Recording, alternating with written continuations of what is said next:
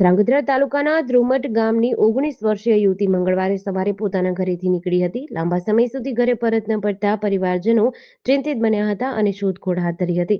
બુધવારે સવારે ગામના એક કૂવામાં યુવતીનો મૃતદેહ જોવા મળતા સ્થાનિકોમાં ચકચાર મચી ગઈ હતી. ઘટનાની જાણ થતાં મોટી સંખ્યામાં ગ્રામજનો એકત્ર થયા હતા. મૃતદેહ મળી આવતા પરિવારજનોમાં શોકની લાગણી ફેલાઈ ગઈ છે. પરિવારજનોએ યુવતીની હત્યા કરવામાં આવી હોવાની આશંકા વ્યક્ત કરી છે અને ઘટનાની ઊંડાણપૂર્વક તપાસ કરવાની માંગ કરી છે. ઘટનાની જાણ થતાં પોલીસ કાફલો દોડી આવ્યો હતો. પોલીસે મૃતદેહને કબજે લઈ પોસ્ટમોર્ટમ માટે મોકલી આપ્યો છે અને ઘટનાની તમામ દિશામાં તપાસ શરૂ કરી છે. હાલમાં યુવતીનું મોત અકસ્માત, આત્મહત્યા કે પછી હત્યાનું પરિણામ છે તે અંગે કોઈ સત્તાવાર સ્પષ્ટતા થઈ નથી. પોસ્ટમોર્ટમ રિપોર્ટ અને પોલીસ તપાસ બાદ જ આ ઘટનાનું સાચું કારણ સામે આવશે.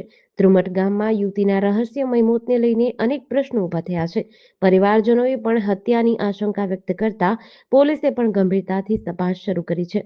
જેડીસી ન્યૂઝ સાથે દિનેશ ગામવા સાથે ઋતુલ ધામેચા, ધ્રાંગધ્રા.